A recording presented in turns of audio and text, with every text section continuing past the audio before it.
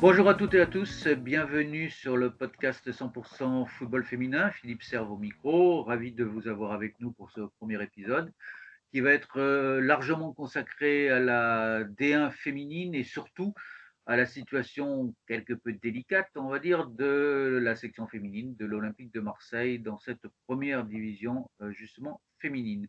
Et puis, on essaiera de répondre le plus largement possible à toutes les questions que vous avez eu la gentillesse de m'envoyer à ma demande. Continuez d'ailleurs à envoyer des questions, faites des commentaires. Vous aurez sous le podcast toutes les adresses nécessaires où envoyer tout ça. Donc, on a reçu beaucoup de questions sur l'OM, sur le football français d'une manière générale, féminin bien sûr, et puis sur la discipline dans son ensemble. On va essayer de répondre. Si on n'arrive pas à tout épuiser, ne vous inquiétez pas, les questions ne seront pas jetées à la poubelle. On va les stocker, les garder au chaud pour le prochain podcast. Et avec moi pour ce premier épisode, j'ai le grand plaisir d'avoir Florent. Salut Florent, Salut Philippe, ravi de t'avoir. Alors, très honoré d'être là pour cette grande première et c'est toujours un plaisir de parler football, football féminin et de notre club de cœur, l'Olympique de Marseille. absolument, puisque, bon, je le précise, hein, nous sommes tous les deux des supporters de l'OM, tu l'es depuis aussi très très longtemps, et également donc de la section féminine de l'OM depuis sa recréation en 2011, avec toutes ses composantes, hein, toutes ses équipes, et plus généralement voilà, du football féminin. Donc on attaque, si tu veux bien, sans perdre de temps, Florence, sur la D1 féminine, qui a repris donc son cours après les agapes et la trêve des confiseurs. C'était la 13e journée, autrement dit la deuxième journée des matchs retour, puisque, bon, on le rappelle très rapidement, hein, il y a 12 équipes en première division, donc 22 journées. C'était la deuxième journée des matchs retour. On atteint pratiquement déjà les 2 tiers du championnat, donc ça commence à devenir très très sérieux. Le choc, c'était Bordeaux-Lyon, première, les championnes en France depuis 13 ans, faut-il le rappeler, hein, 13 titres consécutifs séries en cours pour Lyon. Lyon qui se déplaçait chez le troisième Bordeaux et qui a été accroché, une surprise, 0-0. C'est le deuxième match nul de Lyon dans la saison. C'est déjà beaucoup, je sais, ça paraît pas C'est comme énorme, ça, oui. mais c'est déjà énorme. Le premier, c'était à Dijon pendant la phase aller. Donc Lyon accroché à Bordeaux 0-0, ce qui relance le championnat puisque son poursuivant, le PSG, a gagné. Je ne sais pas quel terme utiliser pour son score face justement à l'Olympique de Marseille que nous chérissons, puisque faut donner le score. Voilà, 11-0. Voilà, c'est donné, 11-0. Record battu pour les Marseillaises, record négatif bien sûr, hein, de la plus grosse défaite jamais enregistrée par l'OM depuis sa renaissance en 2011. Alors on va y revenir bien sûr largement. Autre résultat, la défaite un peu surprise de Montpellier à domicile. Montpellier quatrième au classement sur son terrain devant le Paris FC 2-1. Reims, le promu comme Marseille, champion de France de D2 l'an passé, a battu Metz, la lanterne rouge, qui n'a toujours pas gagné un seul match après 13 journées, 1-0, enfonçant un peu plus Metz vers la deuxième division.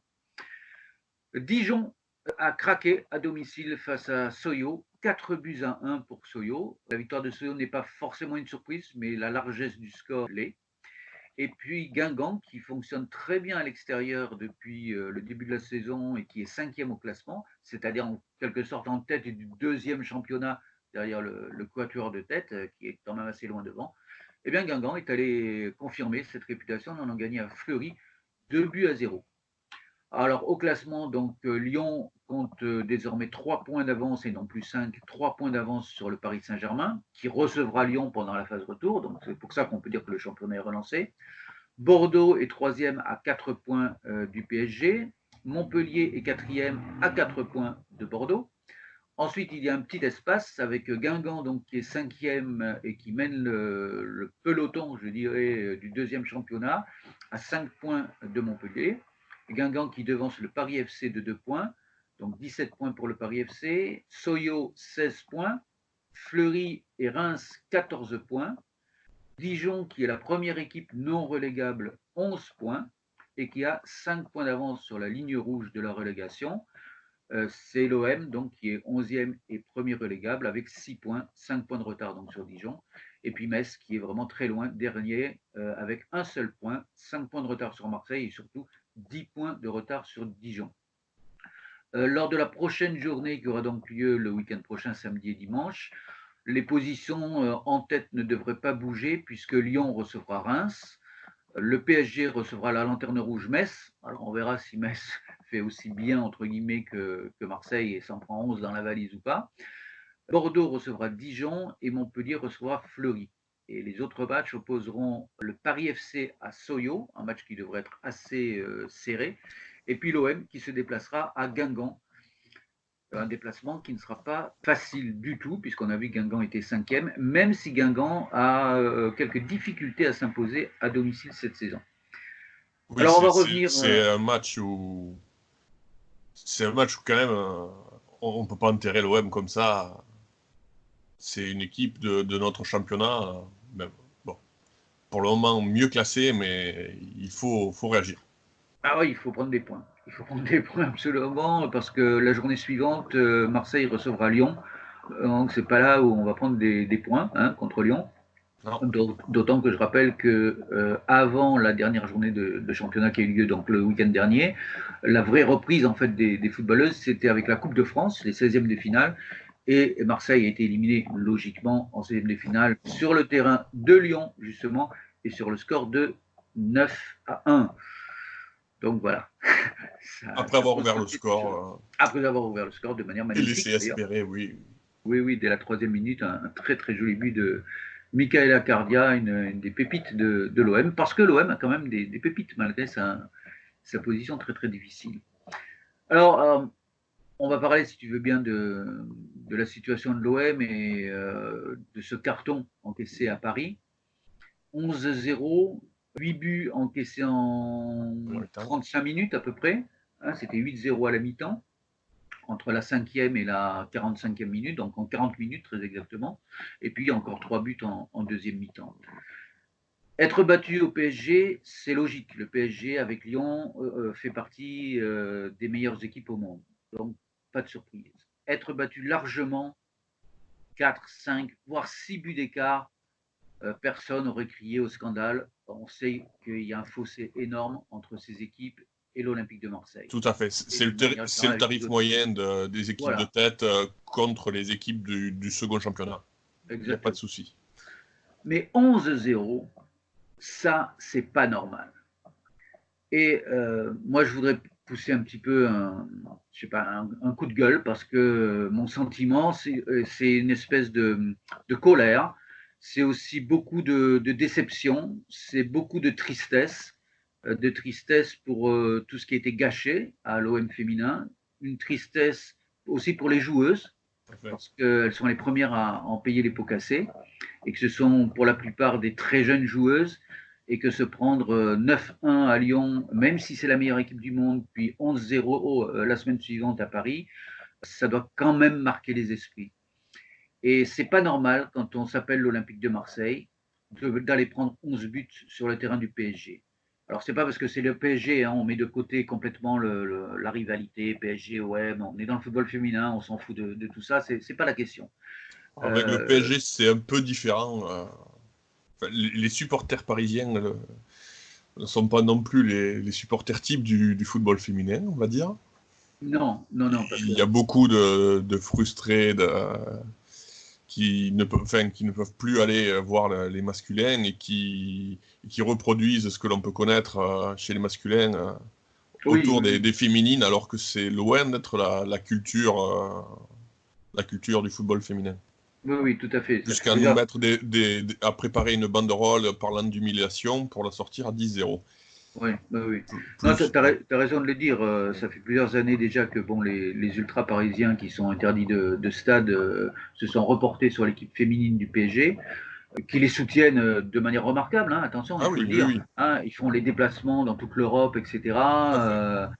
Toujours en nombre, toujours présents. Voilà, chantant de la première à la dernière seconde. Pour les joueuses parisiennes, c'est quelque chose d'extraordinaire. Elles le disent toutes, le soutien de leurs ultras. Mais quand l'OM va jouer à Paris, donc ça fait 3 fois, puisque c'est la 3e année en fait en D1 pour l'OM. Il y a eu les 2 premières années, la relégation, et là on est revenu en en D1, donc ça fait 3 matchs en tout à Paris. À chaque fois, les joueuses marseillaises se font accueillir par ces ultras-là et pas par les autres supporters parisiens, il faut bien le dire. Oui, non, tout à fait. Soyons très très clairs là-dessus, se font accueillir par des insultes, vraiment des insultes, et là, effectivement, des banderoles vraiment provocatrices et insultantes. Donc c'est très rare dans le football féminin, c'est pas du tout la culture de la discipline. Il y a aussi les ultras bordelais qui soutiennent leur équipe de Bordeaux et qui n'ont pas le même comportement. Donc voilà, il fallait le souligner pour le regretter. En termes de supporters, on peut aussi parler de Lyon qui a.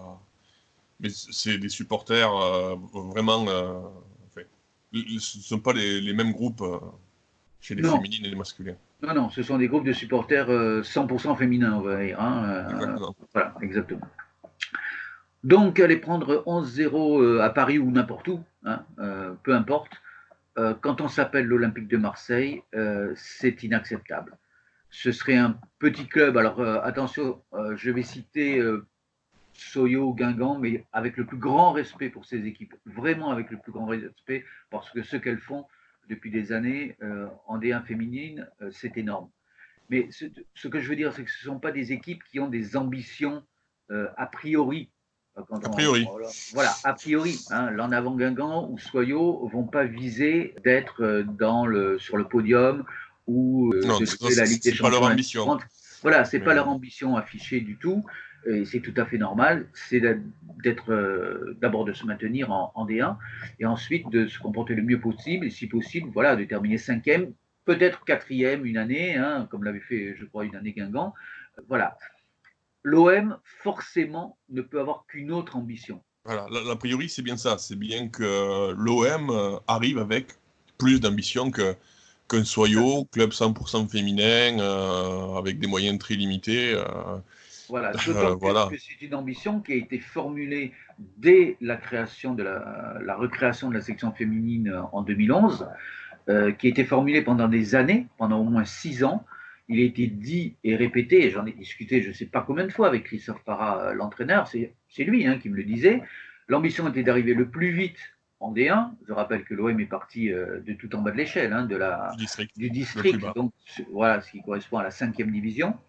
Donc d'arriver le plus vite possible en D1 et là de concurrencer, j'entends encore les mots de Christophe, de concurrencer Lyon, le PSG, Montpellier, Juvisy à l'époque, puisque Juvisy était encore une force importante en première division, depuis Juvisy a fusionné, on le sait, avec le Paris Football Club, et a un petit peu laissé sa place à Bordeaux depuis 2 ans. C'est voilà, Bordeaux qui a pris sa place aussi. Oui, tout à fait, voilà.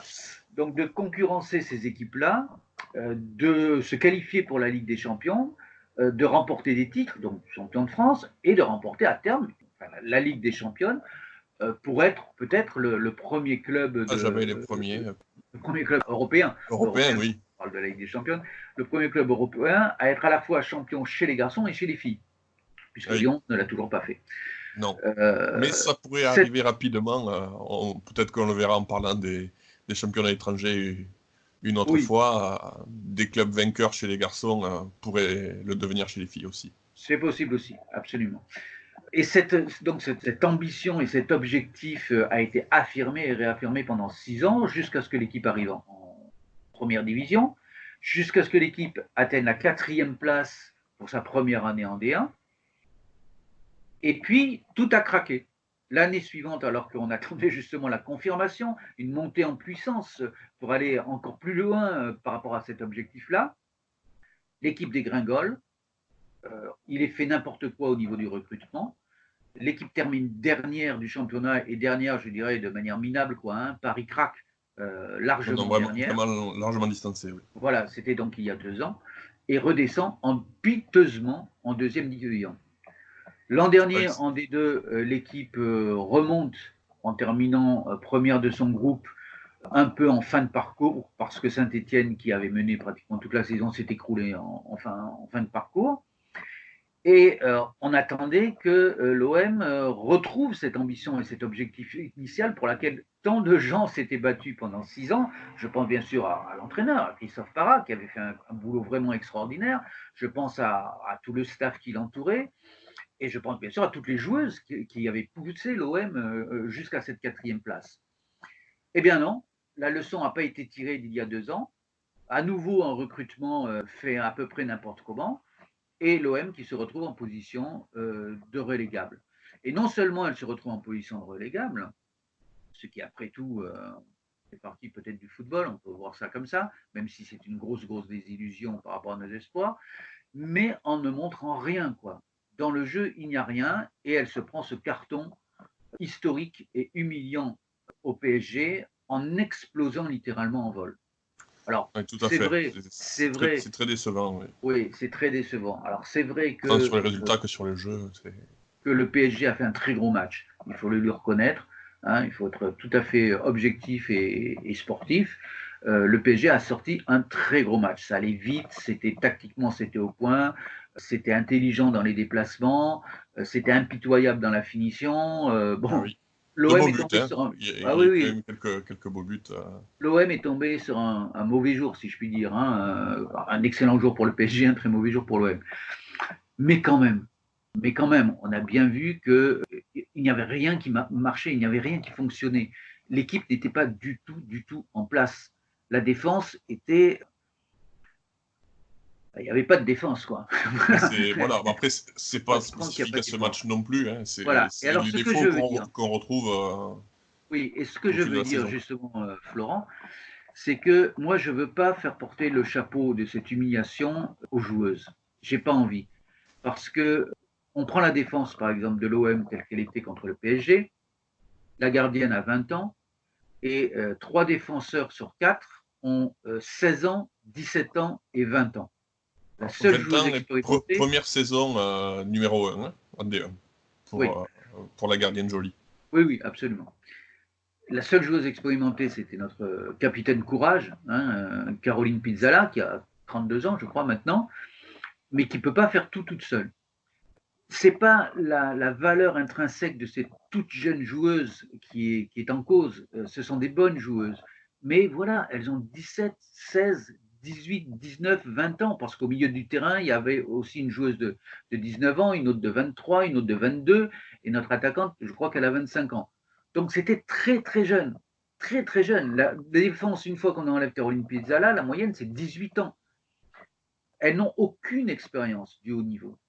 Alors, on peut mettre 2, 3 jeunes dans une équipe quand ces jeunes-là ont du talent pour les faire progresser, etc., à l'intérieur d'un effectif expérimenté qui a de la bouteille, comme c'était le cas lorsque l'OM est monté en première division la première fois.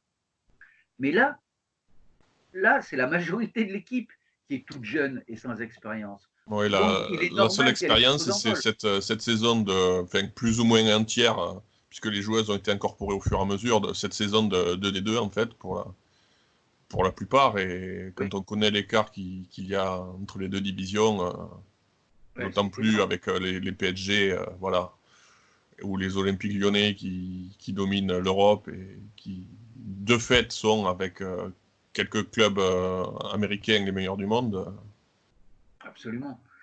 Parce que si on regarde l'équipe de dimanche dernier et d'une manière générale, d'ailleurs à peu près l'équipe type de la saison, à une ou deux joueuses près, c'est la même équipe type que l'an dernier. On a la gardienne qui a À peu près, changé oui. et on a une joueuse au milieu. Il était évident que ce fossé dont tu viens de parler, qui existe et qui est énorme entre la D1 et la D2, il n'a pas été compensé par les recrutements, puisque les joueuses qui ont été recrutées, qui avaient le plus, on va dire, d'expérience, bon ben Sarah Palassin, qui a la trentaine maintenant et qui a de l'expérience, vraiment beaucoup d'expérience en D1, on la Mm. voit quasiment pas jouer. Là, contre Paris, elle n'est pas rentrée, elle était sur le banc, elle Non, n'est elle a pas à peu rentrée. près. Elle aurait servi à rien d'ailleurs comme attaquante dans ce Oui, match, elle non, aurait non, non. servi à rien. Elle Bon. a l'équivalent de 3 matchs, même pas, en temps de jeu complet. Oui, cette Total. saison, oui, tout à fait. Elle fait des bouts de match. Oui, oui. Pour une joueuse que l'on attendait comme, vu son expérience comme étant la leader Cadre, d'attaque, oui, c'est. tout à fait.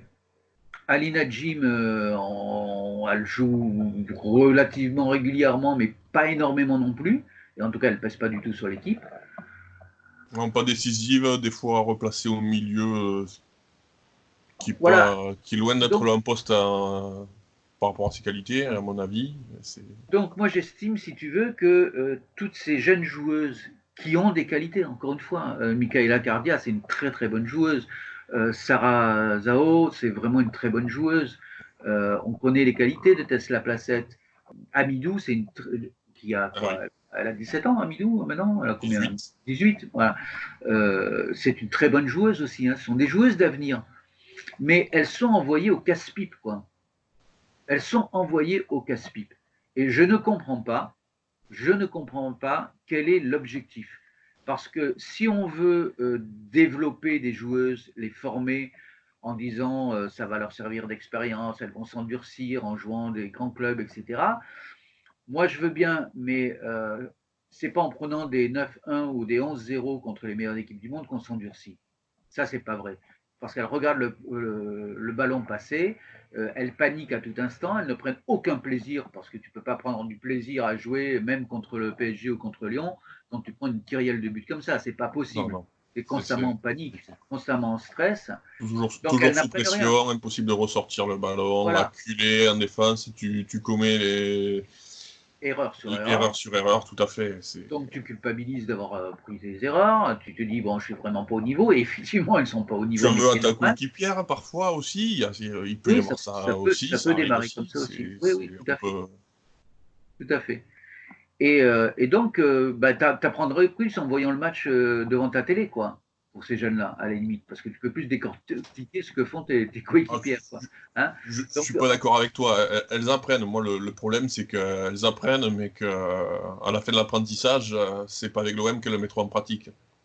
non, non, non. Puisque quand l'OM sera descendu en D2, ces joueuses qui commencent, enfin, cette nouvelle génération, puisque voilà, on a déjà eu des Laplacette, des Caputo, enfin, pour celles qui sont toujours au club, qui ont été dans les équipes de jeunes, Michaela Cardia aussi, mais après, Amidou, Zao, Konessa pour la dernière, la plus jeune, ça, voilà, Ouais, qui a qui ont 16 été ans, ouais. repérés, voilà, qui ont été repérés par les instances fédérales et qui intègrent les équipes de jeunes. Si elles progressent, on voit bien que ça va être comme Maël Lacrar, un départ pour un autre club, Tout à pour fait. rester en première division, pour continuer de progresser. Ouais. Pas forcément une construction pour moi. Non, non, non, C'est- c'est ça. On voilà. voit pas Quel est le but final quel est le vu but final. voilà. Voilà. Est-ce que si c'est pour former des joueuses, voilà, ça va être pour les Si former faire jouer des pour les jeunes pour autres, faire quoi. jouer des jeunes, Voilà. c'est Ça peut se comprendre pour un club formateur, un petit entre guillemets club qui va faire monter ses jeunes joueuses, etc. mais Parce qui fait qu'il n'aura ça? pas des ambitions. Mais ça peut pas être l'objectif et le but de l'Olympique de Marseille, quoi. C'est pas possible. Ce n'est pas possible. Alors la question qu'on peut se poser, c'est d'où ça vient. Je veux dire, est-ce que ça vient de la direction? Et on a plutôt tendance, enfin moi j'aurais plutôt tendance à penser que ça vient effectivement de la direction de l'OM, puisque ce changement de cap, ce changement d'objectif entre l'objectif d'être sur le podium, de jouer les titres, etc., et, et ce passage à la formation, au recrutement régional, etc., c'est fait justement quand il y a eu le changement de direction et de propriétaire. Donc ça ne peut pas être un hasard. Enfin, je ne pense pas. La direction Peut-être précédente, quand, pas aussi. Enfin, bah, dans les écoute, faits, oui. Après, la formation a toujours été très importante pour le club. ouais, mais elle n'était pas Ça s'est exclusive. très vite mis en place et développé. Ça continue encore d'ailleurs. Oui, mais Florent, parce Mais que ne reposer que sur la formation, vivre que au, de la formation, non, ça c'est. au départ, l'équipe était en district puis en DH, donc elle ne pouvait Ouais, pas attirer de joueuses. Donc tout à c'était fait. Ah, puis il y avait sur la pas. formation. Voilà, Voilà. voilà, formation au L'équipe post-formation, comme on U18 dit. est arrivée assez rapidement, mais c'était pas. Voilà. Bon, au Mais début, il faut le dire, hein, c'est aussi que les règlements sont faits comme ça. Pour pouvoir monter, il faut une équipe de jeunes, puis une école de foot féminin. Voilà. bien sûr. Mais Mais l'OM a après, su ne pas laisser ça comme étant juste une obligation réglementaire que l'on remplissait par-dessus la jambe. Il y a quand même quelque chose de. On voit des résultats, même une finale perdue au deuxième niveau U19. un titre au deuxième niveau U19 et aujourd'hui la participation au premier niveau U19. Donc, alors qu'il y a de plus en plus de monde et que cette compétition qui était un challenge où les équipes de D1 étaient obligées de participer, celles de D2 avaient leur place réservée. Aujourd'hui, ça va se jouer avec des montées et des descentes avec le niveau régional. C'est vraiment un championnat. Oui, oui. Là, on a bien pris le train. Là, oui, oui, mais je me demande si justement si la chose n'est pas viciée, si tu veux, le bon fonctionnement de l'équipe U19, si ça n'a pas laissé croire à la section féminine, enfin à Christophe Parra qui dirige la section féminine et puis plus haut peut-être au président Hérault, que puisque les U19 sont si brillantes et sont si performantes, on peut faire quelque chose avec ces U19 lorsqu'elles sortent de l'âge et même lorsqu'elles y sont encore d'ailleurs, puisqu'on a des joueuses de 16, 17 et 18 ans dans l'équipe première, pour faut remplir dire l'équipe première. qu'au football féminin, on commence généralement plus jeune. Oui, on commence plus les jeune. joueuses talentueuses percent beaucoup plus tôt, se lancer beaucoup plus tôt que chez les masculins. Oui, oui, moi je veux bien tout ça. Et à tous les niveaux, du régional au national. Mais oui, mais tu as tout à fait raison. Mais on ne fait pas une équipe majoritairement si on veut jouer le sommet du championnat. Si on veut juste te dire chaque année ric-rac, oui, bien sûr, on peut avoir il n'y a qu'une équipe qui fait ça. Hein. À majorité de jeunes. Il n'y a qu'une équipe qui arrive avec quasiment que sa formation à se maintenir ric-rac chaque année. Hein. Oui, c'est Guingamp. C'est Guingamp. Ouais. Toutes les autres équipes ont du turnover. Récupèrent des joueuses qui descendent, on va dire, vont chercher des talents à l'étranger. Et encore, Guingamp aussi a fait venir des étrangères cette année. Hein. Voilà, même Guingamp, c'est pas exclusivement de la formation. Ils arrivent à avoir de la formation, avoir des départs chaque année de joueuses, et toujours à se renouveler avec des joueuses en interne et un recrutement tout à fait. Voilà, donc je pense que on va pas aller beaucoup plus loin aujourd'hui sur le cas de l'OM. On va attendre un petit peu de voir justement ce que les Olympiennes font à Guingamp. Ah, ça va être très dur mentalement quand même. Oui, ça va être dur. Pour voir si il y a des joueuses qui sont là depuis longtemps, qui sont peut-être aussi usées parce que c'est quand même difficile. Peut-être l'encadrement aussi. Hein. Oui, oui. Donc beaucoup se demandent pourquoi il est maintenu. Hein. L'encadrement, il est là aussi. Quand on compare au monde du football en général où tout va si vite et le moindre écart est sanctionné, voilà, on partirait vers une deuxième descente en 3 ans, c'est compliqué. Hein. Avec une montée quasiment inespérée, comme tu disais l'année dernière, il faut se rappeler qu'il y a un an, l'OM était loin de Saint-Étienne. Ouais. L'OM était sorti au premier tour ou second tour de coupe par Avignon, qui joue au niveau de l'équipe réserve de l'OM quand même, en régional. C'était, enfin, c'était pas on ne voyait pas comment l'OM pouvait monter. Hein. Ça n'avait rien à voir. Non plus. Peut-être que la direction ne souhaitait pas non plus que ça monte, ou a pas dissiper. Enfin, aujourd'hui, c'est. Ça n'avait rien à voir avec la première montée en D1 qui était extrêmement brillante.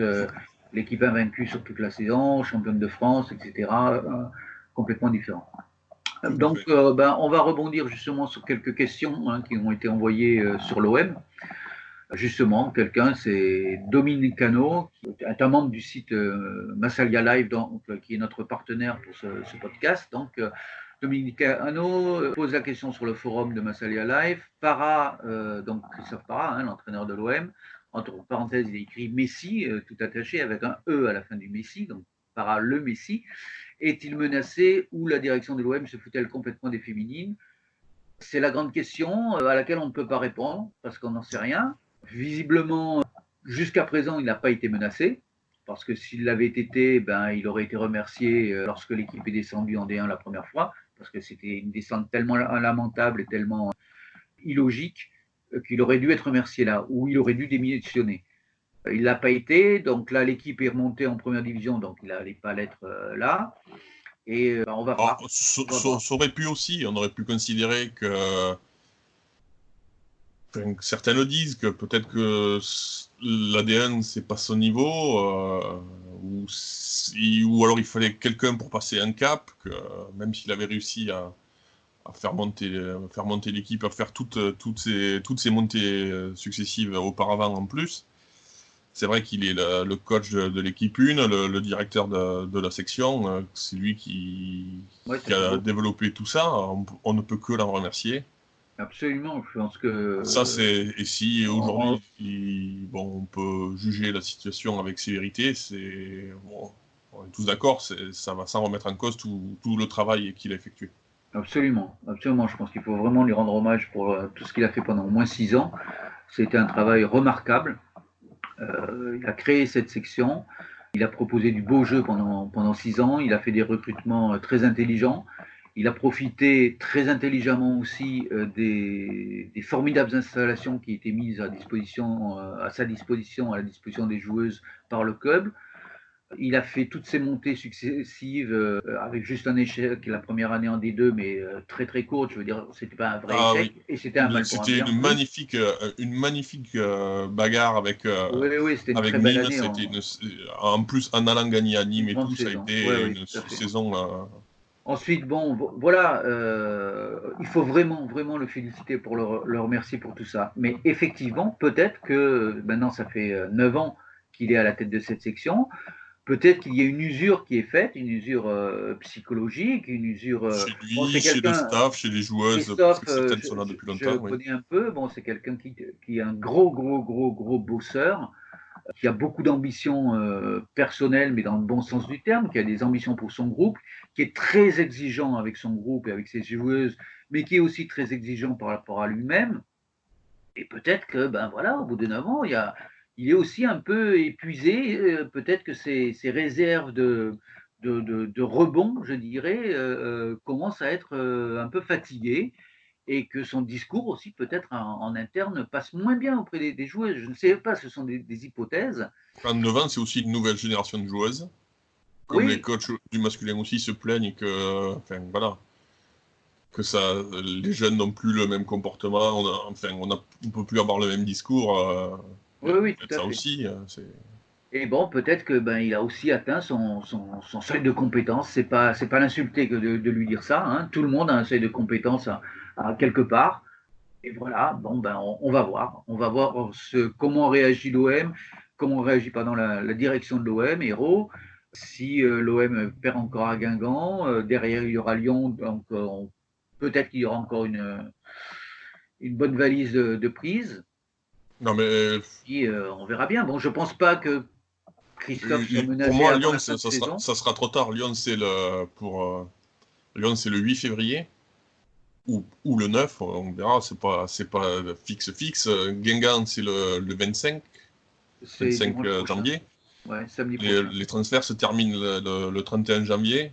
Si un coach devait arriver, je ne le vois pas arriver sans faire quelques ajustements dans l'effectif, même si ça va être très compliqué d'aller casser un contrat fédéral d'une joueuse dans un autre club de D1. On peut toujours espérer un prêt mais là, ça va aller très très vite, puisque apparemment les clubs, nos concurrents directs se renforcent. Hein. Il y a surtout eux qui ont des mouvements, voire même des clubs de D2, puisque Saint-Etienne s'est fait prêter une joueuse de Montpellier. Là, ça va être très très compliqué. Je crois qu'il n'y a rien à attendre d'ici la fin de l'année. Il faut voir comment les matchs se déroulent et puis voir si l'équipe réussit à se maintenir. Il faut compter aussi sur le fait que Dijon peut craquer devant. Il n'y a que Dijon, hein, parce que maintenant Reims est à 8 points. 8 points ne seront pas repris, donc il n'y a que Dijon. Voilà, c'est 5 points devant. L'OM recevra Dijon au match retour. Il ne faudra pas se rater là si c'est pas trop tard. On verra bien. On peut pas il y a eu une défaite.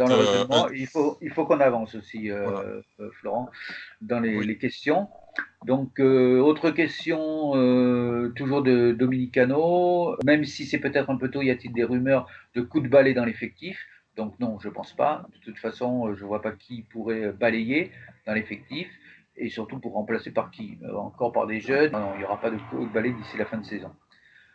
Question de Mister Foot de Foot, qui est intervenant sur des podcasts de foot, et qui demande pourquoi l'OM met-il aussi peu de moyens pour l'équipe féminine. Alors, il n'y a pas peu de moyens pour l'équipe féminine, puisque l'équipe féminine de l'OM a le 4e budget, d'après ce que l'on sait, hein, tous les chiffres et différentes Voilà, en sources. recoupant les différentes sources, c'est ça. Voilà, 4e budget de D1 féminine. Le plus haut, c'est Lyon avec 10 millions et demi à peu près. Suit ensuite le Paris Saint-Germain avec 7 millions. Puis en 3e, c'est Montpellier avec 3 millions. Et puis en 4e, c'est l'OM avec 1,8 million. Donc voilà, 4e budget de D1. Je ne sais pas trop où l'argent passe, pour être franc, parce que je doute qu'il y ait beaucoup de contrats fédéraux cette année et avec des fortes sommes, parce que quand on a des joueuses de 16, 17, 18, 19 ans, j'espère qu'elles sont encore étudiantes, parce que si elles comptent sur le football pour devenir professionnelles, à coup sûr, gagner des fortunes et à 30 ans se retrouver sur le carreau sans diplôme, c'est grave, quoi. Il ne faut pas Je que les suis tes joueuses craintes, mais fassent. Faut pas l'OM que n'est les. pas Oui, connu pour avoir non, non, mais justement, le double projet. je À suis désolé. mon Non, non, avis, mais les joueuses passent très attends, vite un contrat attends. fédéral à Euh, l'OM. Ce que je veux dire, Florence, moi je te dis ce que vraiment les joueuses devraient prendre conscience qu'il faut absolument qu'elles aient un diplôme. Il ne faut pas qu'elles comptent devenir footballeurs professionnels en faisant fortune Non, comme je suis ça d'accord. du jour au lendemain. Le projet, justement, le projet de, et là je ne suis pas d'accord avec toi, le projet de Christophe, en tout cas pendant des années, c'était justement de faire ce double projet. Son modèle, il me l'a dit je ne sais pas combien de fois, c'était Juvisy. Alors, c'était le centre même de la politique de Juvisy, c'était d'avoir ces doubles projets sportifs et professionnels. Alors, est-ce que là aussi, il y a eu un changement brutal de cap avec la nouvelle direction? Est-ce qu'ils ont dit non, ça marche, etc. On n'en sait rien, parce qu'en plus, l'OM ne disant rien, Ah non, il n'y a pas il beaucoup n'y a pas d'infos. d'information, il n'y a pas de communication, il n'y a pas d'information, il n'y a rien qui sort. C'est assez difficile et évidemment, on est un petit On a peu un peu réduit. d'infos sur les bachelières, très peu sur les études supérieures, un peu sur tout ce qui est tous les diplômes ayant trait au foot ou au sport. Ouais.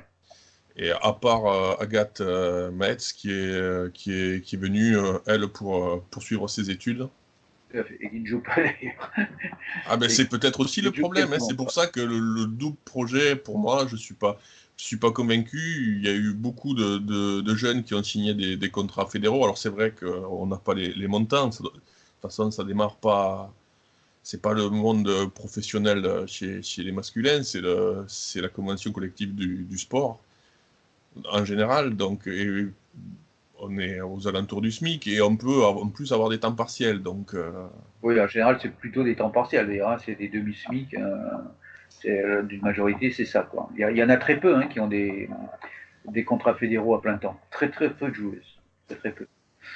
Randoulou sur le forum de Massali Alav qui nous demande y a-t-il une cellule de recrutement à l'OM et comment fonctionne-t-elle? Bon, bah là aussi, c'est grand mystère, on ne sait pas. On ne sait alors pas déjà qui qu'on ne sait pas recrute. trop pour les masculins. Voilà, ouais, déjà. Non, non, on ne sait pas du tout on ne sait pas du tout pour les Je féminines. ne pense pas qu'il y ait une cellule de recrutement qui travaille que sur ça, quoi, vraiment spécialisée. Je vais même dire que j'espère qu'il n'y en a pas, parce que sinon c'est vraiment très très inquiétant.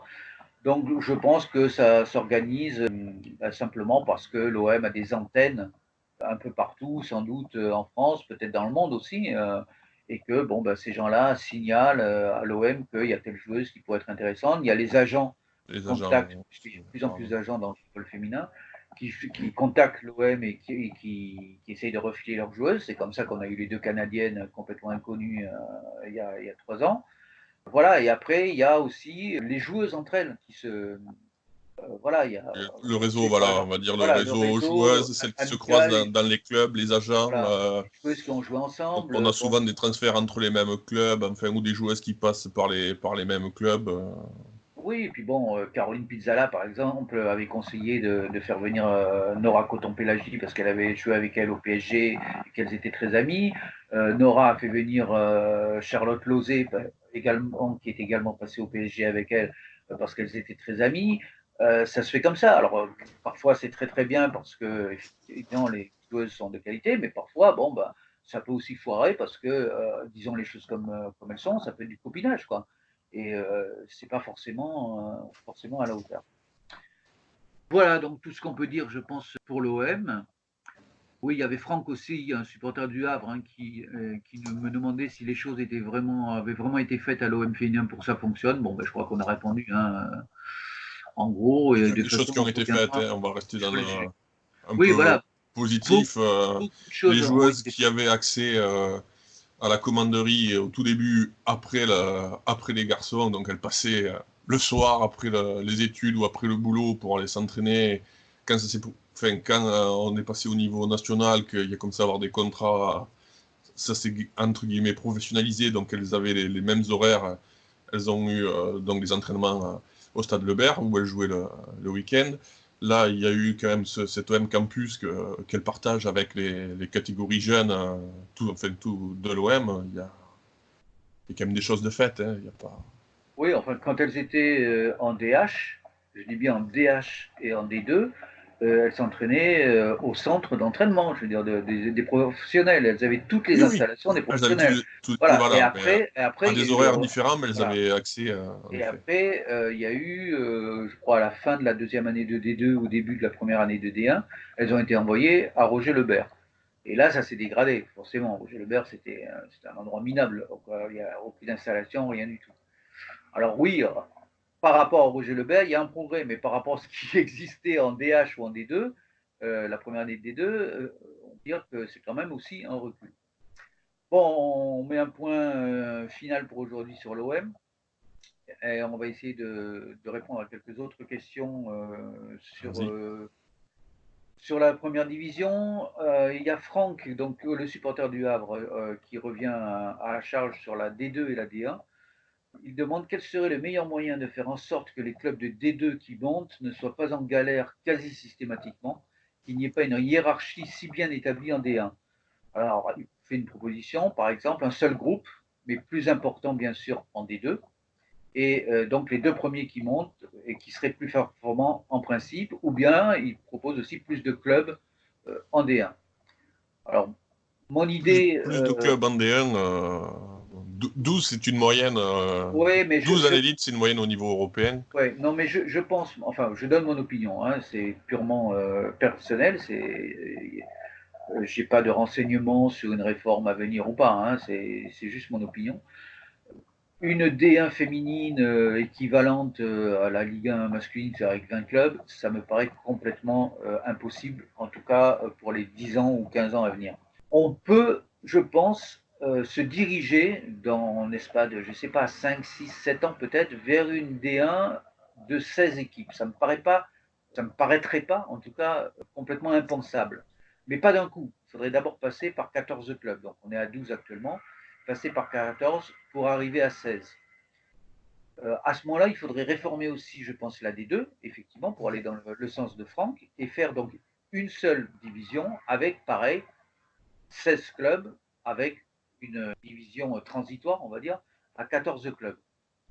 Mais à ce moment-là, il faut que ça rebondisse aussi en cascade, et ça obligerait, je pense, à recréer ce qui existait il y a déjà bien longtemps, une troisième division. Parce que si on fait une deuxième division à 16 clubs, avec une seule poule, donc hein, un seul championnat à 16 clubs, actuellement il y a 24 équipes en D2, donc ça veut dire qu'il y a 8 équipes qui resteront sur le carreau. Mm. Je pense qu'on ne peut Après pas être passé renvoyer. récemment de, de 3 poules de 12, donc de Voilà, 36 à 24, déjà ça a qu'il y a eu un déjà gros été. excédent. Ouais. Donc je pense qu'il faudrait que ces 8 équipes qui restent sur le carreau fassent à leur tour une troisième division, avec 16 équipes aussi, pourquoi pas, hein, donc 8 équipes qui viendraient de la D2, donc les 4 derniers, mais pas d'un seul coup, pas comme ça avait été fait. On peut faire d'abord pendant 2 ou 3 ans, 3 équipes qui sont reléguées au lieu de 2 par groupe, par exemple, et puis quand on arrive au compte, bon, ça ferait 8 relégués en tout venant de D2, et puis 8 équipes de régionales qui monteraient. Donc on aurait à ce moment-là une équipe de première division dans un premier temps de 14 équipes, plus tard de 16 équipes, une deuxième division sur le même modèle et une troisième division sur le même modèle. Je pense que ça serait assez intéressant parce qu'on va avoir quand même de plus en plus de clubs associés à des structures professionnelles. Donc, forcément, l'intérêt de la première division va augmenter. Oui, Quand on, alors oui, alors hein, passer à voilà, 16, comme c'est le cas en Espagne, c'est voilà. Bon, on a des équipes quand même qui sont dans Ça l'antichambre. devrait être envisageable, oui. Voilà, on a les équipes qui sont dans l'antichambre, hein, Saint-Étienne, À Lille, terme, hein. qui sont actuellement en D2. Si Le Havre, Nantes, j'espère plus tard Nice. Voilà, donc il y a de quoi Après, faire. ça va avec sa question pour pas que les clubs de D2 soient systématiquement en galère lorsqu'ils montent. Là c'est une configuration qui favoriserait les gros clubs, donc plutôt les clubs bien classés chez les masculins quand même, il faut dire. De toute façon, Et après, moi, j'ai un peu de mal avec un système qui soit pas pyramidal. J'aime bien le système pyramidal actuel avec une pointe resserrée et une base qui s'élargit.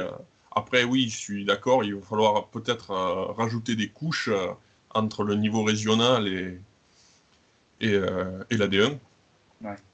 Ça, ça me semble intéressant parce que c'est vrai que à la base, c'est en train quand même de bouger. On a de plus en plus de clubs s'y mettre. Après c'est aussi le problème d'avoir des petits clubs avec des petits moyens dans des divisions intermédiaires, comme ça serait une division 1, une division 2, pardon, une division 3, qui aurait des grandes distances à parcourir pour jouer dans toute la France, quoi. C'est aussi un problème de frais avec un argent qu'il n'y a pas actuellement chez les féminines, surtout dans des clubs 100% féminins ou adossés à des formations masculines qui jouent hors du monde pro. Voilà. Question suivante qui est posée par Good Dream sur le forum de Massalia Live. Philippe, quelles sont pour toi les spécificités du foot féminin en France par rapport à ce qui existe ailleurs en termes de structuration, les points forts, les points faibles? Bon, ça c'est un sujet vraiment très très large qui demanderait presque une émission de podcast à elle seule, donc on ne va pas rentrer dans les détails. Je vais juste les citer, ce qui me semble être les points forts et les points faibles. Le point fort, c'est probablement la formation, les centres de formation de jeunes qui forment très très bien les joueuses. Elles sortent de là avec en général un très bon bagage tactique, technique aussi. Le point faible, c'est qu'elles n'ont pas forcément des débouchés, c'est-à-dire qu'elles sont au-dessus du lot par rapport aux autres joueuses du même âge, mais elles ne trouvent pas vraiment de place dans les meilleurs clubs, parce que les meilleurs clubs sont à majorité d'internationales bien en place et de joueuses étrangères.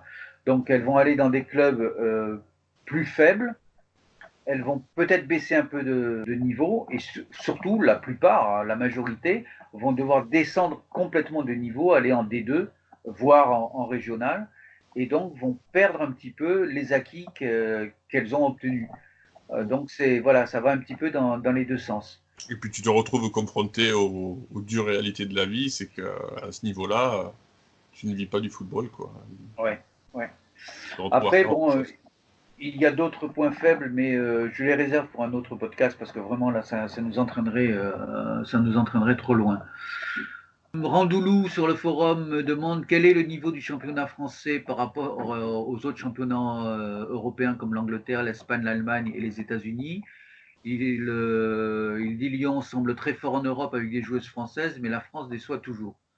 Alors le niveau du championnat français de la D1, c'est un bon niveau, hein, il ne faut pas le mésestimer. C'était un championnat qui était quand même assez loin derrière le niveau de l'Allemagne, qui était beaucoup plus homogène. Oui. L'écart s'est resserré. Le niveau, je pense, de la Frauen-Bundesliga, le championnat allemand féminin, s'est un petit peu tassé ces 2 dernières années. C'est moins homogène aussi. Et il y a une locomotive maintenant qui l'est de plus en plus, c'est Wolfsburg, qui fait un petit peu comme Lyon en France. Mais ça reste quand même d'un très très bon niveau où tout le monde peut battre tout le monde, à part peut-être que tout le monde ne peut pas battre Wolfsburg. Mais... Oui, c'est vrai que c'est voilà. intéressant. Ça reste un championnat qui mêle encore des équipes, on va dire, fondamentalement féminines, avec des gros clubs masculins qui sont rentrés dans la course. Et comme tu le dis, beaucoup de bagarres, beaucoup d'incertitudes concernant les titres, d'où un intérêt. Ouais. Après, l'Angleterre, c'est vraiment le championnat qui est en pointe. Hein, la dynamique, elle est en Angleterre. La dynamique du football féminin est en Angleterre. C'est un championnat qui vient de se professionnaliser entièrement.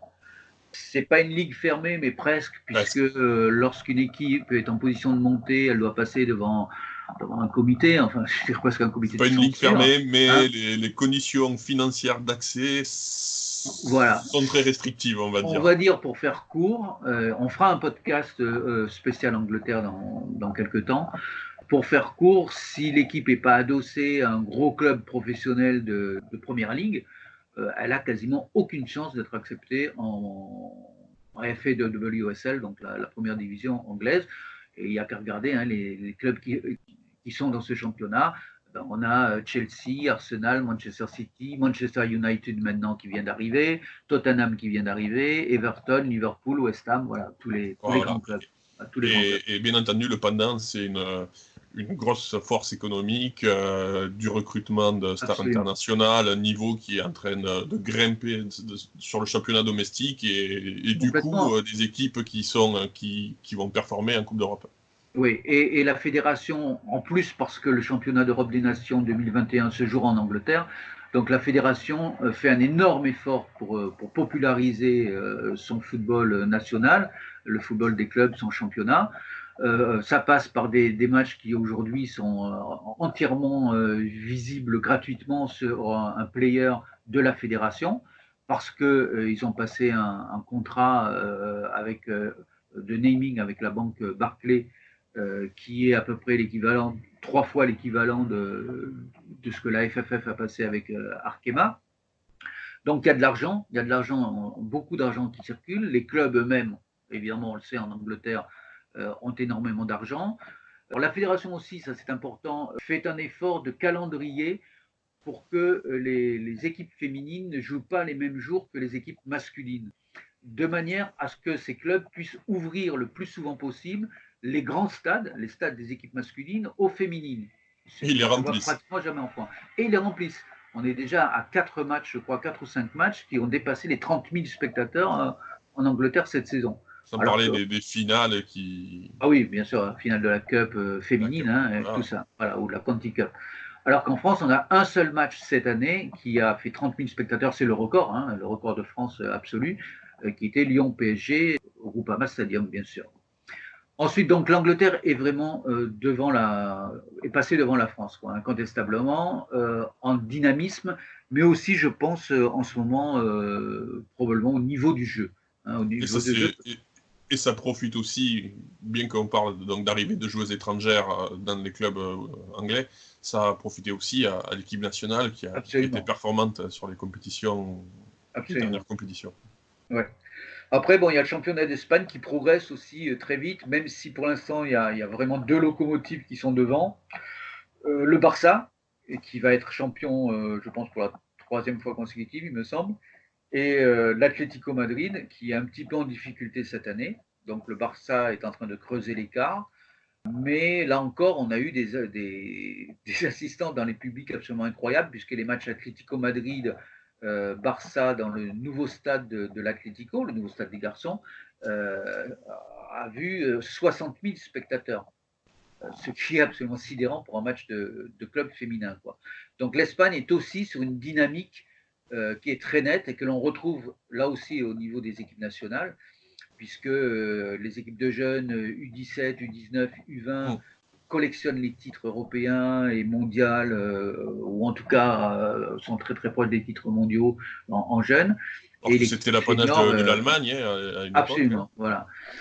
Donc le championnat de France se défend bien, on va dire, mais est en train quand même de prendre du retard. Oui, après on voit l'Espagne, c'est vrai que on va voir le Real Madrid qui reste assez réfractaire à arriver. On voit donc les clubs qui trustent les premières places dans le championnat espagnol et en Europe, chez les garçons, l'Atlético Madrid, le Barça, passer devant des clubs comme Bilbao. C'est aussi dans ces pays, voilà, une grosse évolution. C'est cette évolution qu'on voit partout en Europe, qu'on voit aussi en Italie, qui est un championnat aussi, qui monte, voilà, qui est encore derrière.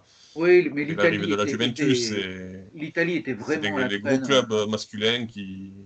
Avec son championnat, l'Italie était vraiment à la traîne il y a encore quelques années. Bon, la Juventus est arrivée il y a combien, 2-3 ans maintenant. Bon, a tout de suite été championne, est vraiment au-dessus du lot. Mais on a tous les grands clubs italiens qui sont maintenant en première division féminine. Hein. On a la Roma, on a la Fiorentina, on a l'Inter de Milan, le Milan AC. Voilà, ils sont tous seuls. Je crois qu'il manque que Naples. Naples et la Lazio. Je crois que c'est les deux seuls gros clubs italiens qui manquent. Donc, tout ça va. Il y a une dynamique incontestable sur Oui, les cette championnats. dynamique qui venait de l'Europe du Nord, on va dire, des pays scandinaves et Oui. de l'Allemagne, qui est descendu voilà, chez les Britanniques, qui descendent dans l'Europe du Sud et méditerranéenne. Donc vraiment un changement de mentalité Ouais. vis-à-vis de la discipline. Et puis c'est des pays de foot. Hein. On va encore dire que la France n'est pas un pays de foot par rapport aux affluences Mais c'est vrai, du c'est vrai. football féminin, mais il y a ça aussi. On Voilà, va retrouver la même force de frappe que ces pays ont chez les masculins, chez les ouais. féminines à très court terme. On passe à quelques questions, si tu veux bien, Oui, avec générales. plaisir. Alors posées, on va essayer d'aller On assez est vite, aussi hein, là parce pour que présenter la voilà. discipline dans son ensemble. Hein. Voilà. Voilà. Donc le sieur, le très honorable sieur Totti, l'un des piliers de Massalia Live, que je salue bien, que vous pouvez retrouver d'ailleurs sur le C'est podcast Totti de ou Massalia. Totti? Non, c'est il y a qu'un T, donc moi je dis Ah. Totti. Bon, c'est Marc, sinon pour les Non, intimes, mais comme on sortait de l'Italie, voilà. c'est Marc. Que vous pouvez retrouver donc Totti avec Max La Pelota c'est régulièrement le nouveau podcast donc de Massalia Live qui est lui consacré entièrement 100% OM masculin et que je vous conseille bien entendu. Donc Totti me pose la question, y a-t-il une équipe, une sélection, une école avec un style propre comme pour le foot masculin? Je pense évidemment au football total de Rinus Michels puis de Cruyff avec le Barça, au Catenaccio, au Milan AC d'Arrigo Sacchi, à la Hongrie des années 50, etc. Si oui, est-ce que cette équipe a progressé plus vite que les autres? Dans le cas contraire, est-ce que cette logique va malgré tout finir par s'imposer, notamment du fait des enjeux financiers et de l'attente de résultats? Alors, pour aller assez vite, oui, il y a vraiment des clubs et surtout, oui, et Des voilà, et équipes surtout nationales. des équipes nationales qui ont un style propre.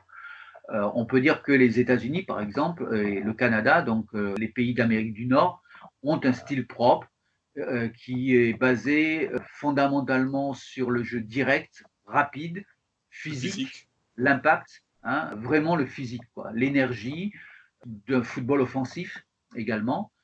Euh, c'est pas Pour la technique rapprocher qui est peut-être mise au. l'Angleterre, c'est un peu la voie Voilà, qu'est en train de prendre l'Angleterre. Enfin, voilà, un c'est un jeu petit plutôt cousin anglo-saxon, de toute de façon. l'ancien kick and rush, quoi. Voilà. Mais avec des particularités locales, on va dire. L'Angleterre avait aussi ce style-là, ce style traditionnel anglais qu'on voyait chez les garçons, hein, le kick and rush, mais a profondément évolué depuis 4-5 ans maintenant, et bah, comme l'équipe d'Angleterre de garçons d'ailleurs, et devient plus technique et plus tactique aussi. C'est plus seulement on balance devant et tu cours pour attraper le ballon. Quoi. Non, mais Bon, le physique, il y a quand même mais une grosse importance physique oui, ah oui, bien sûr, de bien sûr. l'engagement. Je pense que les deux plus beaux exemples, si on veut les comparer à tous les exemples que Totti a donné dans le football masculin, c'est d'une part le football espagnol et d'autre part le football asiatique. Le football espagnol est mené donc par le Barça féminin et le Barça féminin réplique exactement la culture et l'école barcelonaise. Le Barça féminin joue exactement comme le Barça masculin, sur les mêmes principes. Et les équipes espagnoles, les sélections nationales espagnoles, que ce soit en U16, en U17, en U19, en U20 ou l'équipe senior, jouent exactement aussi sur le même schéma. Donc, possession du ballon, conservation, on tourne, on tourne, on tourne. Alors, bon, il y en a qui adorent ça, il y en a qui n'aiment pas du tout, mais c'est comme ça. Donc là, oui, il y a vraiment une identité de l'équipe du football féminin espagnol et qui l'a fait progresser incontestablement. Comme on l'a dit tout à l'heure, les jeunes sélections ont quand même trusté beaucoup de titres. Et puis, il y a donc ce que j'appellerais l'école asiatique, menée par les japonaises et les coréennes, et surtout les nord-coréennes, et un petit peu aussi par les chinoises, mais un petit peu différemment, qui est également très spéciale. Alors là, il y a une raison historique. Pendant pas mal d'années, les japonaises et les coréennes se sont fait régulièrement taper, littéralement, par les équipes nord-américaines, États-Unis, Canada, et par les équipes du nord de l'Europe, donc Allemagne, Angleterre, Suède, Norvège, Danemark, hein, qui étaient toutes des grandes nations du football féminin, qui le sont toujours. Et ces équipes-là, donc asiatiques, n'encaissaient pas les chocs. Enfin, plutôt, oui, ils les encaissaient sans pouvoir y répondre, sans pouvoir y résister, et se faisaient massacrer physiquement. Donc ils se sont dit, on ne va pas pouvoir continuer comme ça, parce que, bon, tout le monde le sait, je pense, les joueuses japonaises et coréennes sont des petits formats, hein, des petites joueuses, ce n'est pas des monstres athlétiques. Et donc il fallait trouver une formule pour combler ce handicap-là. Et la formule, ça a été la possession de balle et un jeu de passe très rapide. Très, très rapide. Voilà, très rapide, quasiment à une touche de balle, dans les petits espaces, avec toujours du soutien, un soutien permanent. Ce qui fait que quand on reçoit le ballon, quand l'adversaire, même si c'est une Américaine ou une Canadienne d'1m80 et de 75 kg qui fonce sur vous, le temps qu'elle arrive, le ballon, il est parti, quoi. Voilà. On a quelque chose qui est aussi dans leur comportement de tous les jours, une grosse discipline collective, on va dire, une organisation, quelque chose de très travaillé. J'allais venir, mais je voulais d'abord insister sur le côté vraiment technique. Donc l'obsession, si on va dire au départ, c'était l'évitement, quoi. L'évitement physique, l'évitement des duels. Donc jeu de passe à une touche de balle, très rapide, avec un soutien très proche permanent. Et à la différence. C'est du jeu vraiment très court, oui. Ouais, c'est vraiment très court. C'est une vague qui fonce sur l'adversaire. Et à la différence, quand même, il faut le signaler, hein, il ne faut pas confondre du jeu espagnol, qui est aussi un jeu de possession et de passe court. Les Espagnols font énormément de tournées. Hein, on le sait, quelquefois ça tourne au handball, quoi, hein, le jeu espagnol. On peut lasser parfois, comme tu le disais. Voilà. Alors que les Japonaises, elles se projettent dès qu'elles ont le ballon, elles se projettent très très vite vers l'avant. Donc en passe courte, mais elles ne font pas tourner tellement latéralement, quoi. Bon, beaucoup de verticalité. C'est vraiment bouché, mais ça joue quand même assez vertical, quoi. Et défensivement, puisque bon, elles n'ont pas toujours le ballon, forcément, pour éviter justement de se faire rentrer dedans physiquement et tout, alors qu'elles ne rechignent pas, attention, elles ne rechignent pas au jeu physique. C'est aussi dans la culture, on va très dire. Courageuses aussi. Voilà, le sacrifice, les arts martiaux, mais il y a aussi toute une tactique, donc aussi bien chez les Coréennes que chez les Japonaises, de toile d'araignée, je dirais, défensive, qui fait que c'est très très difficile pour les adversaires de pénétrer dans la défense japonaise. C'est très très serré, ça coulisse remarquablement bien, c'est très intelligent. Quand on voit les équipes japonaises jouer, je crois que la première chose qui fascine, au-delà enfin il y a la technique, d'abord la technique balle au pied, parce que c'est un truc hyper doué techniquement, mais c'est la discipline tactique qui est assez extraordinaire. Et donc, Totti demande si oui, est-ce que cette équipe, donc, qui a son propre style, a progressé plus vite que les autres? Eh bien oui, puisqu'à partir du moment où elles ont ça, elles ont collectionné les titres et que le Japon est aujourd'hui la seule nation à avoir été championne du monde dans toutes les catégories d'âge. U17 avec une équipe absolument merveilleuse, mais c'était un régal de l'avoir joué. U20, pardon, puisqu'il n'y a pas U19 au niveau mondial, donc U20 championne du monde en France en 2018 avec une équipe magnifique. Et puis bien sûr les seniors qui ont été championnes du monde en 2011, vice-championne du monde en 2015, vice-championne olympique en 2012 et double championne d'Asie en 2013 et en 2017. Elles sont donc double tenantes du titre. Donc oui, le fait d'avoir institué vraiment un style de jeu qu'on pourrait appeler aujourd'hui une école japonaise de football a complètement payé. Et ça a payé aussi pour les Coréennes, alors non pas au niveau senior où elles ont du mal, mais au niveau des jeunes, puisqu'elles ont là aussi trusté beaucoup de titres en sélection de jeunes, championnes du monde U20, U17, etc.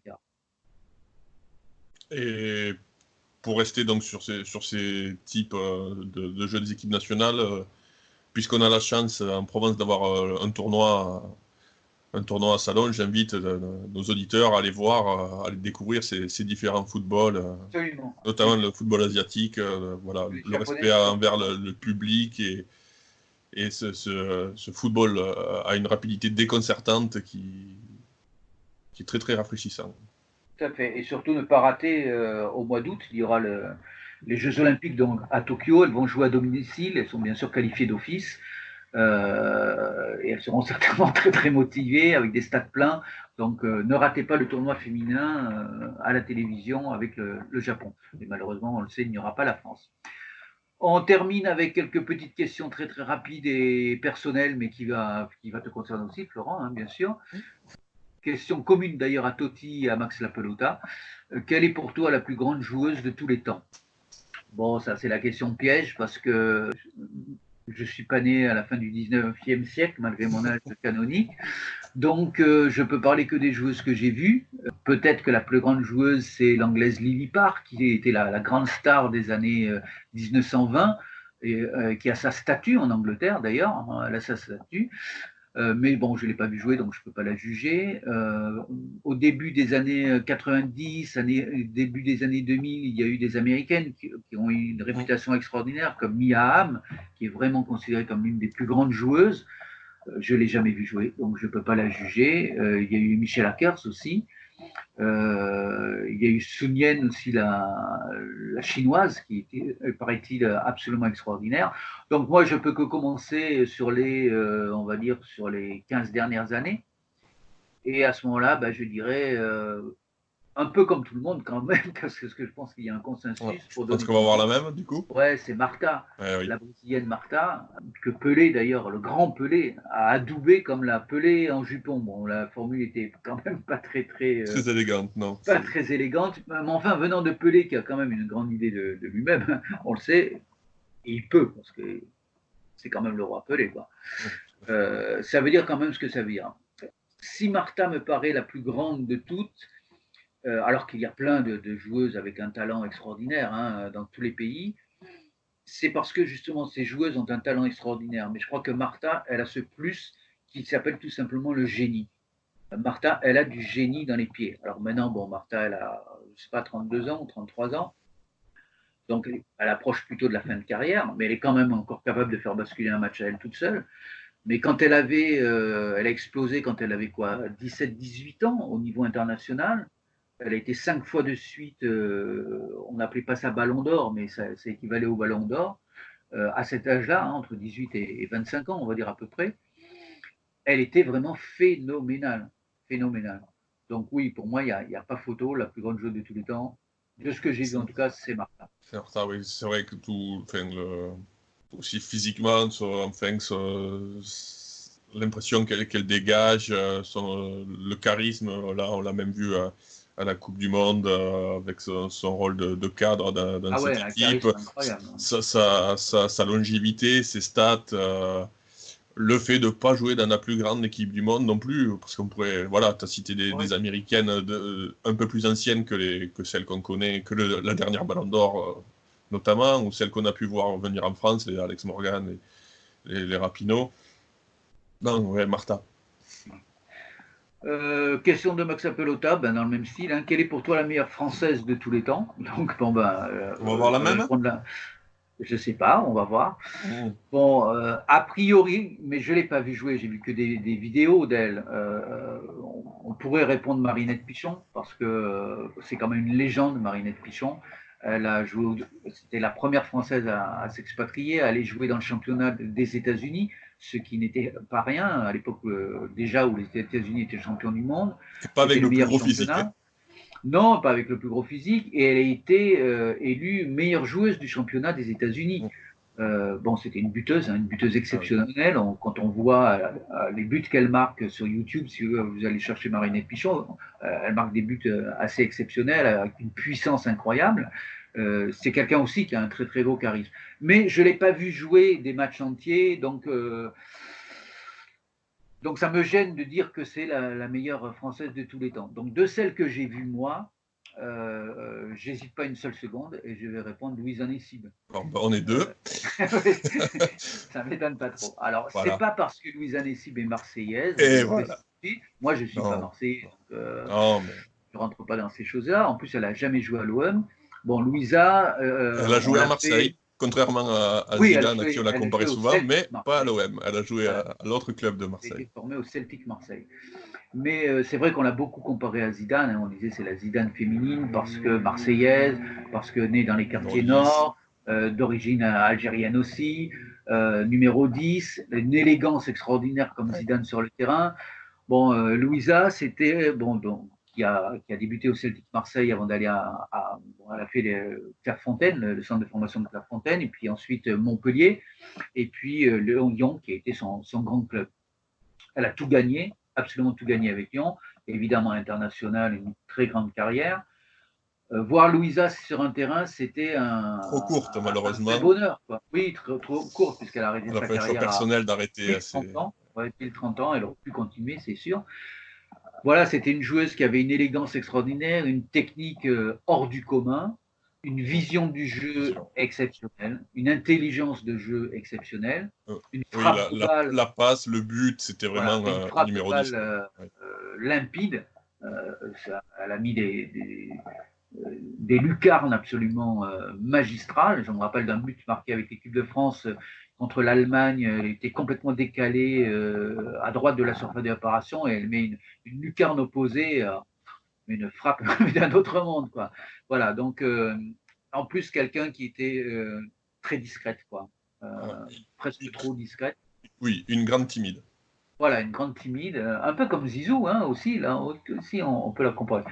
Donc voilà, c'est un vrai plaisir de voir Louisa Nessib, et pour moi c'est elle la plus grande. Voilà, ben, je pense qu'on va peut-être s'arrêter là parce que on a moi, m'arrêter avec Louisa, ça me va très bien. Oui, c'est bien. On est revenu à Marseille. Exactement. On a fait un joli tour du monde du football, c'était très agréable. Merci beaucoup Philippe. Ben, merci à toi d'avoir essuyé les plâtres. On essaiera de faire mieux la prochaine fois, d'être peut-être un peu plus resserré parce qu'on est des grands bavards, donc on est Quand on aime, on ne compte pas. Voilà, on n'hésite pas à partir parfois dans des digressions. Et encore, on s'est beaucoup maîtrisé aujourd'hui, je crois. Je vous rappelle, chères auditrices et chers auditeurs, de ne pas hésiter surtout à envoyer donc vos questions. On essaiera d'y répondre à chaque fois. Vos commentaires aussi, respectueux, bien entendu. Et puis, je vous donne rendez-vous à un prochain podcast, je ne sais pas quand. On essaiera de faire ça sur une base assez régulière. On va d'abord voir si ça vous a plu. Donc, c'est pour ça que vos commentaires aussi sont importants. C'est précieux, tout à fait. Et puis, Florent, je te remercie encore une fois de ta présence. Et puis, j'espère que tu vas revenir. Mon plus grand plaisir. Régulièrement. J'espère aussi pouvoir écouter d'autres intervenants et intervenantes. J'espère avoir, c'était prévu d'ailleurs hein, pour cette première, d'avoir une voix féminine avec nous. Bon, ça n'a pas pu se faire à cause l'une qui avait l'entraînement, l'autre qui s'est cassé la clavicule. Voilà, mais bon. J'étais ravi de pouvoir leur poser des questions parce que c'est mais ça va se faire, des joueuses que j'aime beaucoup. Donc j'écrirai ma petite question que tu leur poseras. Voilà, mais tu pourras être là aussi. Hein. Plus on est de fous, plus on rit. Je m'engage absolument à ce qu'on ait des voix féminines à ce micro. Voilà, c'est terminé pour aujourd'hui. Vous pouvez vaquer à vos occupations ordinaires. Et nous vous remercions d'avoir écouté ce podcast. Et à bientôt. Au revoir. Salut Florent.